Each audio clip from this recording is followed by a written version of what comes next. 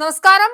നെന്മാറ കൊലപാതക കേസിൽ അതൊരു അപൂർവങ്ങളിൽ അത്യപൂർവമായ കേസല്ല എന്ന കോടതി വിധിയിലുണ്ടായിരുന്നു. ഇത് എന്തുകൊണ്ട് സംഭവിച്ചു എന്നൊരു ചോദ്യം വ്യാപകമായി ഉയരുന്നുണ്ട്. ആദ്യം സജിതയെ കൊന്നു, പിന്നീട് സജിതയുടെ ഭർത്താവിനെയും ഭർത്താവിന്റെ അമ്മയെയും ചെന്താമര കൊന്നു. എന്നിട്ടും സജിതയെ കൊന്നത് അത്യപൂർവങ്ങളിൽ അത്യപൂർവമായില്ല. ഇതിന് കൃത്യമായ മറുപടി പറയുകയാണ് പ്രോസിക്യൂട്ടർ. സജിതയെ കൊന്ന കേസിന്റെ വിചാരണയാണ് പൂർത്തിയായത്.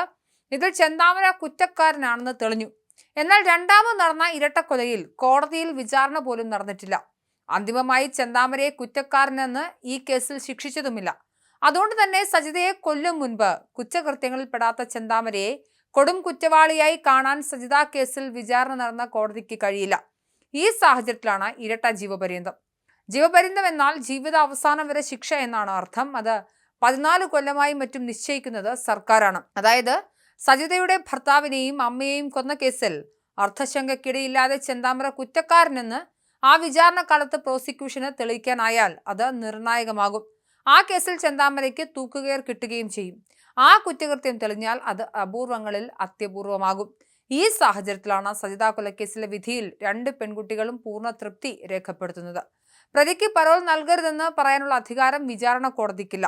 അതുകൊണ്ടാണ് ഇയാൾ ഇനിയും കൊല ചെയ്യുമെന്ന് കോടതി പറയുന്നത്. പരോൾ നൽകുമ്പോൾ സാക്ഷികൾക്ക് കുട്ടികൾക്കും സുരക്ഷ ഒരുക്കണമെന്നും കോടതി പറയുന്നു. ഫലത്തിൽ പരോൾ നൽകുന്നതിലെ പ്രതിസന്ധികൾ ഉയർത്തിക്കാട്ടുകയാണ് കോടതി. Palakkad additional district and sessions കോടതി ജഡ്ജി കെന്നത്ത് ജോർജാണ് വിധി പ്രസ്താവിച്ചത്. അധികാരപരിധിയിൽ നിന്നുള്ള നിയമം ഉയർത്തിപ്പിടിക്കുന്ന വിധിന്യായമാണിത്. സജിത വധക്കേസിൽ പ്രതി ചെന്താമരയ്ക്ക് ഇരട്ട ജീവപര്യന്തവും 5 വർഷം തടവുമാണ് അദ്ദേഹം വിധിച്ചത്. 3.25 ലക്ഷം രൂപ പിഴയും വിധിച്ചു. പാലക്കാട് ജില്ലാ അഡീഷണൽ സെഷൻസ് കോടതിയാണ് വിധി പറഞ്ഞത്. കേസിനെ അപൂർവങ്ങളിൽ അപൂർവമായി കാണാനാവില്ലെന്നും കോടതി വ്യക്തമാക്കി. പ്രതിയുടെ മാനസിക നില ഭദ്രമെന്നും കോടതി നിരീക്ഷിച്ചു. മേൽക്കോടതിയിൽ അപ്പീൽ പോകില്ലെന്ന് പ്രോസിക്യൂട്ടർ MJ വിജയകുമാർ പറഞ്ഞു. ഭാര്യയുമായി പിരിയേണ്ടി വന്നതിന്റെ ദേഷ്യത്തിലായിരുന്നു കൊലപാതകം. 2019 ഓഗസ്റ്റ് 31 ലോറി ഡ്രൈവറായിരുന്ന ചെന്താമര നെന്മാറ പോത്തുണ്ടി തിരുത്തമ്പാടം ബോയൻ കോളനിയിൽ സജിതയെ കൊലപ്പെടുത്തിയത്. ചെന്താമരയുടെ ഭാര്യ പിരിഞ്ഞു പോവാൻ കാരണം സജിതയും കുടുംബവുമാണെന്ന് സംശയിച്ചായിരുന്നു ആക്രമണം. നീണ്ട മുടിയുള്ള സ്ത്രീയാണ് തന്റെ കുടുംബവഴക്കിന് കാരണമെന്ന് ഏതോ മന്ത്രവാദി ചെന്താമരയോട് പറഞ്ഞതോടെ സജിതയെ സംശയിക്കുകയായിരുന്നു. അടുക്കളയിൽ പാചകം ചെയ്യുന്നതിനിടെ സജിതയെ ക്രൂരമായി വെട്ടിക്കൊലപ്പെടുത്തുകയായിരുന്നു. കേസിൽ പ്രതി ചെന്താമരയുടെ ഭാര്യ ഉൾപ്പെടെ 67 സാക്ഷികളുണ്ട്. കേസിൽ നിർണായകമായത് സജിതയുടെ വീട്ടിൽ കണ്ട ചെന്താമരയുടെ കാൽപ്പാടുകളാണ്. സജിത കൊലക്കേസിൽ ജാമ്യത്തിലിറങ്ങിയ ശേഷം ജനുവരിയിലാണ് ചെന്താമര സജിതയുടെ ഭർത്താവ് സുധാകരൻ, ഭർത്തൃമാതാവ് ലക്ഷ്മി എന്നിവരെ കൊലപ്പെടുത്തിയത്. പ്രതി കുറ്റകൃത്യം ആവർത്തിക്കാൻ സാധ്യതയുണ്ടെന്നും നന്നാകുമെന്ന പ്രതീക്ഷയില്ലെന്നും കോടതി നിരീക്ഷിച്ചു.